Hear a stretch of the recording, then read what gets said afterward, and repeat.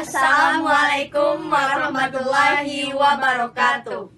Hai teman-teman, kami dari kelompok 8.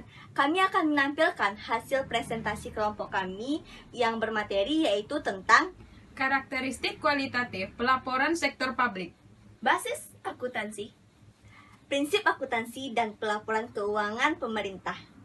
Baiklah, selanjutnya akan dijelaskan oleh rekan kita, Velia.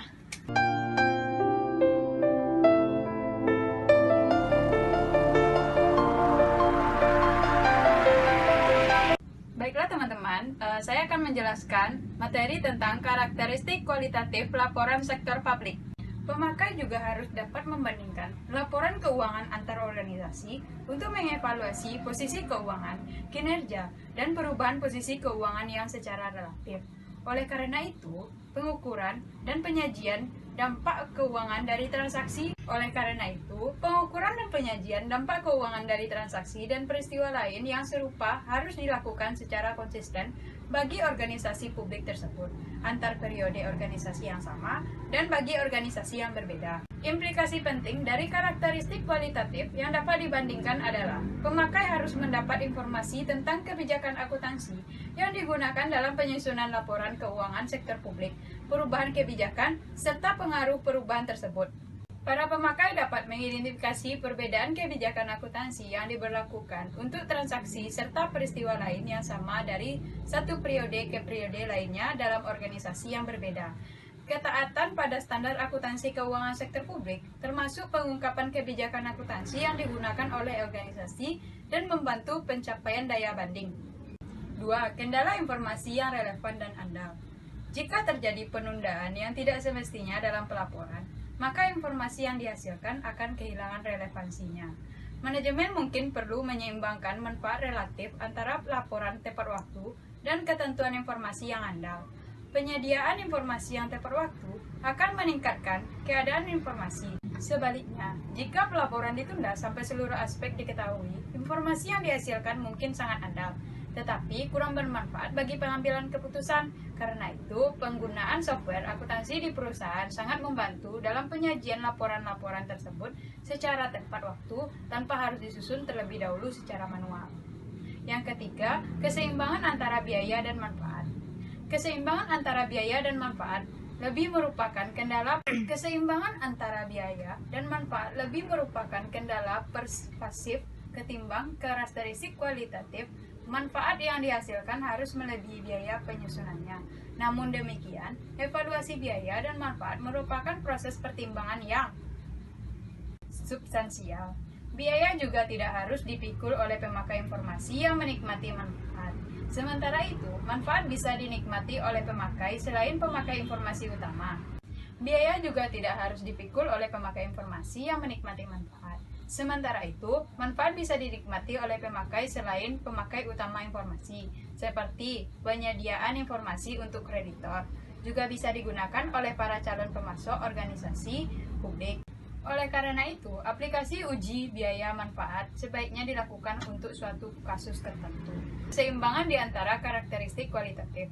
Dalam prakteknya, keseimbangan atau trade-off di antara berbagai karakteristik kualitatif seringkali diperlukan. Tujuannya adalah untuk mencapai suatu keseimbangan yang tepat di antara berbagai karakteristik guna memenuhi tujuan laporan keuangan sektor publik dan kepentingan relatif dari berbagai karakteristik pada sejumlah kasus yang berbeda. 5. Penyajian wajar. Laporan keuangan sering dianggap sebagai sarana menyajikan secara wajar posisi keuangan, kinerja, serta perubahan posisi keuangan suatu organisasi publik. Kerangka konseptual ini tidak menangani secara langsung konsep tersebut dan juga menerapkan karakteristik kualitatif pokok. Selain itu, standar akuntansi keuangan sektor publik juga memberikan panduan tentang batasan laporan keuangan yang dianggap wajar. Selanjutnya akan diserahkan kepada rekan saya, Sinjo.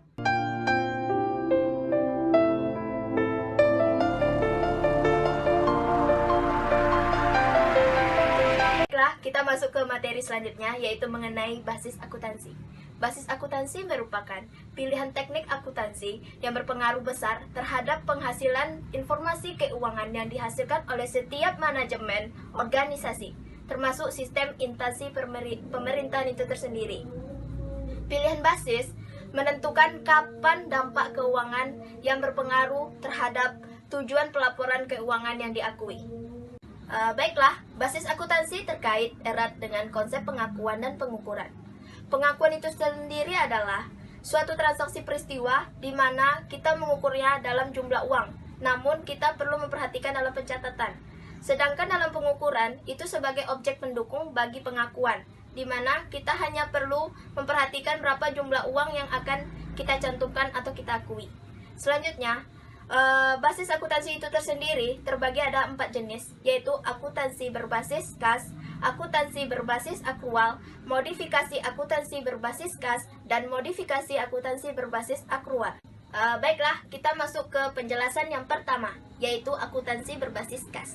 Di sini, transaksi ekonomi yang diakui apabila kas telah diterima dan kas telah dibayarkan oleh suatu rekening kas pemerintahan daerah, di mana kita perlu mengetahui bahwa tujuannya adalah mengetahui perbedaan antara penerimaan dan pengeluaran kas yang ada di suatu pemerintahan daerah, dan juga memberikan informasi mengenai sumber dana yang ada di perusahaan atau pemerintahan daerah, pengeluaran penggunaan dana pada pemerintahan daerah, serta jumlah kas yang ada pada pemerintahan daerah tersebut pada saat pelaporan keuangan. Selain itu, perlu juga pencatatan laporan penerimaan dan pengeluaran kas atau disebut dengan laporan arus kas, serta menyajikan secara detail tentang item-item yang ada dalam laporan keuangan dan informasi tambahan seperti yang pertama, item yang diakui dalam basis akrual seperti aktiva tetap, utang atau pinjaman.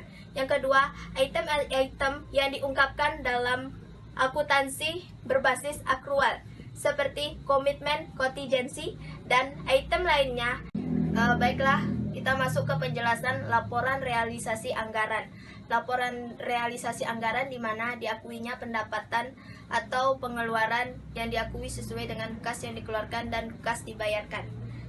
Perlu diperhatikan seperti pertama, pendapatan. Pendapatan diakui saat diterimanya rekening kas dalam pemerintahan. Yang kedua, belanja diakui saat pengeluaran biaya yang dikeluarkan dari rekening kas pemerintahan. Yang ketiga yaitu dana cadangan, di mana dana cadangan ini dibentuk untuk dilakukan penyisian uang untuk pencadangan keuangan daerah. Yang keempat yaitu penerimaan pembiayaan, di mana kita telah menerima uang dari pembiayaan dan masuk ke dalam kas negara. Yang kelima yaitu pengeluaran biaya diakui pada saat dikeluarkan rekening kas umum daerah. Kelebihan dari akuntansi berbasis kas yaitu pertama, pelaporan keuangan berbasis kas memperlihatkan sumber dana, alokasi, penggunaan sumber-sumber kas mudah untuk dimengerti dan dijelaskan. Sedangkan kekurangan dari atau keterbatasan berbasis kas ini adalah memfokuskan pada arus kas pada periode pelaporan perjalanan dan mengabaikan arus sumber daya yang berpengaruh pada periode tersebut. Baiklah, masuk yang kedua yaitu modifikasi basis kas, di mana modifikasi yang di sini adalah sama dengan basis kas, namun basis ini pembukuannya untuk periode tahun berjalan pada masih waktu yang sama atau pada periode tertentu. Penerimaan dan pengeluaran kas yang terjadi selama periode tertentu, tetapi diakibatkan oleh periode pelaporan sebelumnya, akan diakui sebagai penerimaan dan pengeluaran atas periode pelaporan yang lalu. Laporan keuangan dalam basis ini memerlukan pengungkapan tambahan atas item-item tertentu yang biasa diakui pada basis akrual. Pengungkapan tersebut sesuai dengan kebijakan pemerintahan masing-masing. Sebagai tambahan atas item-item yang diungkapkan, ada beberapa pengungkapan yang terpisah atas saldo nirkas yang diperlihatkan dengan piutang-piutang yang akan diterima serta utang-utang yang akan dibayarkan. Hal-hal yang perlu diperhatikan pada modifikasi berbasis kas ini, yang pertama, fokus pengakuran di bawah basis. Yang kedua, kriteria pengakuan dan penerimaan selama periode tertentunya. Yang ketiga, penetapan panjang periode tertentunya bervariasi. Baiklah, materi yang ketiga yaitu mengenai basis akrual, yang dimana artinya yaitu suatu basis akuntansi yang transaksi ekonomi dan peristiwa-peristiwanya diakui dan dicatat dalam catatan akuntansi dan dilaporkan dalam periode laporan keuangan pada saat terjadi transaksi tersebut. Di sini, saat kas atau equivalent kas diterima atau dibayarkan, banyak dipakai oleh institusi sektor non-publik dan lembaga lainnya yang bertujuan untuk mencari keuntungan. Manfaat dari basis akrual itu tersendiri, yang pertama yaitu dapat menyajikan laporan posisi keuangan pemerintahan dan perubahannya. Yang kedua, memperlihatkan akuntabilitas pemerintahan dan penggunaan seluruh sumber daya. Yang ketiga, menunjukkan akuntabilitas pemerintahan atas pengelolaan seluruh aktivitas dan kewajibannya yang diakui dalam laporan keuangan. Yang keempat, memperlihatkan bagaimana pemerintah mendanai aktivitas dan memenuhi pembiayaannya. Yang kelima, memungkinkan user dan mengevaluasi kemampuan pemerintahan dalam mendanai aktivitasnya dalam memenuhi kewajiban dan komitmennya. Pengakuan atas item-item yang ada pada basis akrual ini seperti contohnya atau misalnya yaitu ada persediaan yang dimana diakui pada saat potensi manfaat ekonomi masa depan diperoleh pemerintahan dan mempunyai nilai atau biaya yang dapat diukur dengan andal. Dan yang contoh kedua misalnya seperti investasi, yang dimana suatu pengeluaran kas atau aset yang dapat diakui sebagai investasi apabila memenuhi salah satu kriteria seperti kemungkinan manfaat ekonomik dan manfaat sosialnya atau jasa potensial di masa yang akan datang. Yang kedua yaitu nilai perolehan atau nilai wajar investasinya dapat diukuri secara memadai atau reliabel. Baik, yang keempat yaitu modifikasi berbasis akrual, yang dimana basis akuntansi ini meliputi pengakuan beberapa aktiva, namun tidak seluruhnya, seperti aktiva fisik, dan pengakuan beberapa kewajiban, namun tidak secara keseluruhan, seperti utang pensiun. Basis akuntansi mana yang dipakai oleh suatu pemerintahan tertentu tergantung pada kebijakan dan kondisi yang ada. Masing-masing basis akuntansi ini mempunyai kelebihan dan kekurangannya. Dan basis akuntansi akrual memiliki manfaat yang lebih banyak dibandingkan dengan basis-basis akuntansi yang telah saya jelaskan sebelumnya. Baik-baik bagi pemerintah sendiri maupun penyusunan laporan keuangan maupun bagi pengguna laporan keuangan tersebut. Pemerintah Indonesia sesuai dengan Undang-Undang Nomor 17 Tahun 2003 tentang Keuangan Negara dan Undang-Undang Nomor 1 Tahun 2004 tentang Perbendaharaan Negara yang sudah menerapkan basis akuntansi akrual secara penuh paling lambat tahun 2008 yang silam. Baiklah, materi yang selanjutnya akan dijelaskan oleh STC.